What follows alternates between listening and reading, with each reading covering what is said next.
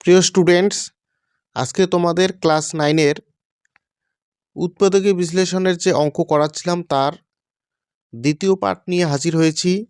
দেখো, এর আগের দিন আমি কষে দেখি 8.2 এর পার্ট 1 করিয়েছিলাম, আজকে পার্ট 2।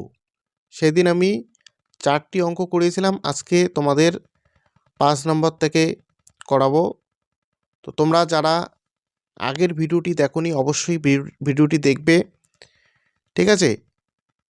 এরপর তোমরা যদি নতুন হয়ে থাকো তাহলে অবশ্যই চ্যানেলটিকে সাবস্ক্রাইব করে নেবে এবং বেল আইকনটি প্রেস করবে নোটিফিকেশনগুলো দ্রুত পাওয়ার জন্য। তো তোমাদের বইয়ের পেজ নাম্বার 115-তে এই অঙ্কগুলি রয়েছে, তোমরা বই খুলে দেখে নিবে। ওকে, তো চলো আমরা 5 নম্বর অঙ্কটা কিভাবে করব সেটা দেখে নেই। দেখো, উৎপাদকে বিশ্লেষণের জন্য তোমাদের এর আগের দিনও বলেছিলাম যে কয়েকটি সূত্র তোমাদেরকে লাগবে, এই সূত্রগুলি ছাড়া কিন্তু তোমাদের অঙ্ক করা সম্ভব হবে না।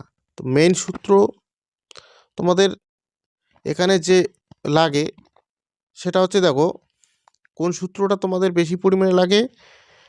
যেমন দেখো, a প্লাস বি হোল স্কোয়ারের সূত্র, a মাইনাস বি হোল স্কোয়ারের সূত্র, এ স্কোয়ার মাইনাস বি স্কোয়ার, এই তিনটি সূত্র দিয়েই আমরা কিন্তু অঙ্কগুলো করছি আপাতত, ঠিক আছে? তো দেখো, এই সূত্রটার মানে কি, এ প্লাস বি হোল স্কোয়ারের সূত্র হচ্ছে A square plus B square plus 2ab, ঠিক আছে? এটার অর্থ কি, A square plus B square minus 2ab। দেখো এখানে মাইনাস আছে, যার জন্য তোমাদের এখানে মাইনাস হয়ে গেল, ঠিক আছে? এটার মানেটা কি হচ্ছে এ প্লাস বি ইন্টু এ মাইনাস বি, ঠিক আছে?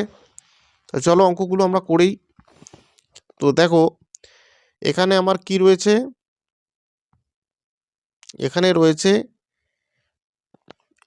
এক্স টু দি পাওয়ার 4। তো এক্স টু দি পাওয়ার 4কে আমরা কি লিখতে পারি, এক্স টু দি পাওয়ার 4কে আমরা লিখতে পারি এক্স স্কোয়ার তার উপর স্কোয়ার। এই ওয়ানটাকে আমরা কি লিখতে পারি, দেখো এখানে 1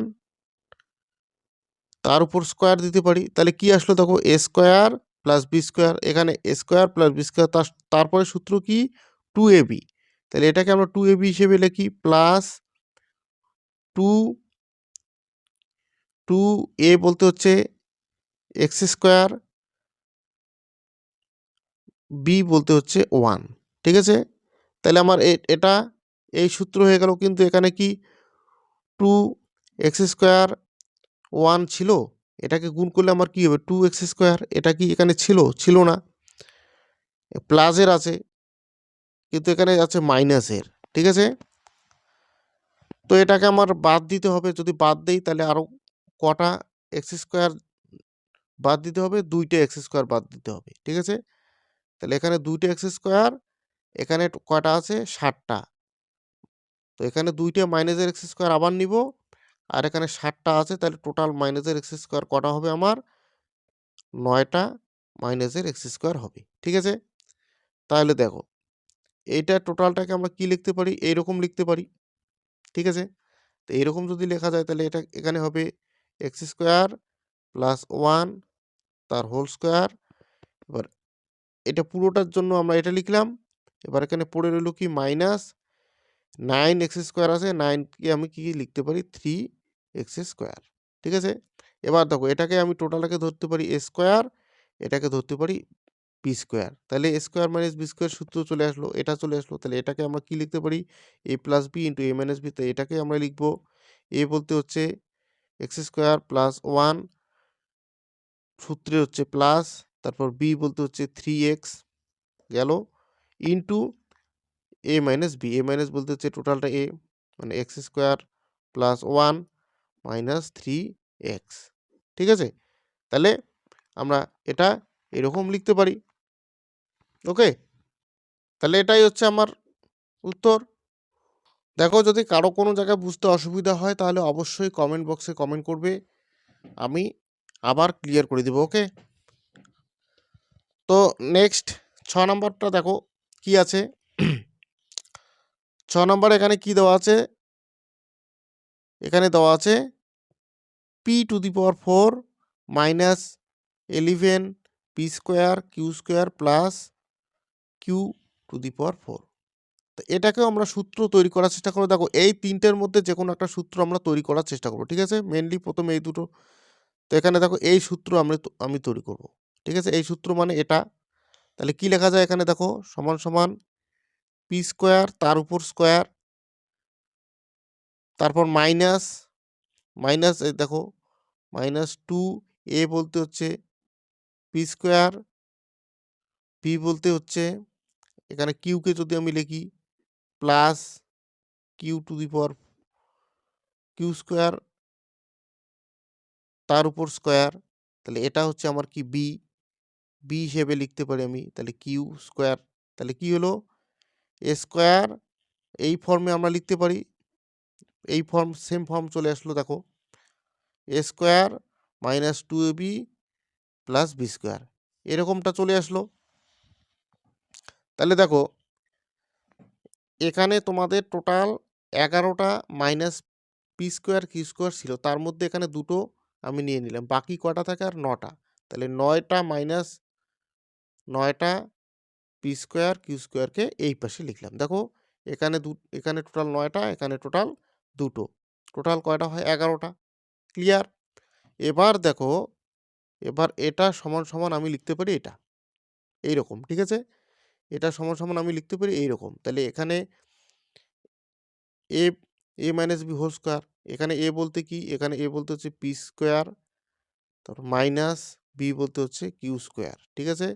তার উপর স্কোয়ার, মাইনাস এটাকে আমি কি লিখতে পারি, এটাকে লিখতে পারি 3pq তার স্কোয়ার।